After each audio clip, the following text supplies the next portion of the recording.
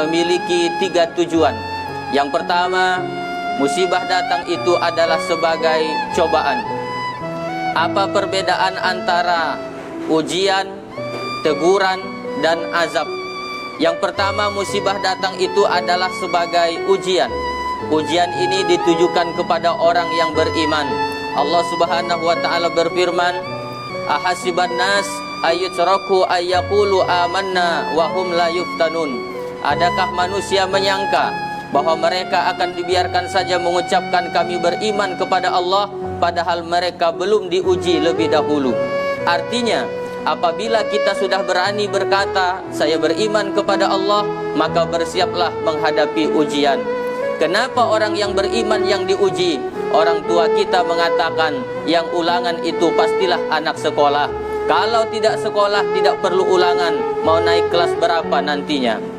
Oleh karena itu, bagi kita orang yang beriman, musibah yang datang ini anggaplah sebagai ujian untuk meningkatkan kadar keimanan kita kepada Allah Subhanahu wa taala. Apakah ingin semakin dekat kepada Allah atau justru sebaliknya menjadi orang yang ingkar kepada Allah Subhanahu wa taala? Yang kedua, musibah itu Allah datangkan kepada kita adalah sebagai teguran. Kenapa ditegur? Orang yang ditegur biasanya adalah orang yang lalai, orang yang setengah baik, sholat rajin tapi maksiat juga tekun, sedekahnya rajin, tidak pernah tinggal, tapi korupsi juga lancar. Orang yang seperti ini mendapatkan teguran dari Allah. Allah berfirman dalam Quran surah Ar-Rum ayat 41, "Zuharal fasadu fil barri wal bahri bima kasabat aydin nas liyuziqahum ba'dallazi amilu la'allahum yarji'un." Telah tampak kerusakan di darat dan di laut akibat ulah tangan-tangan manusia. Allah menghendaki sebagian dari siksa terhadap mereka supaya mereka kembali kepada Allah Subhanahu wa taala. Kemudian yang ketiga, musibah itu Allah datangkan kepada kita adalah sebagai hukuman, sebagai azab.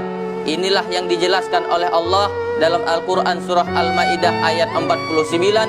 Diakibatkan dosa-dosa kita yang terlalu banyak, maka Allah turunkan azab kepada kita.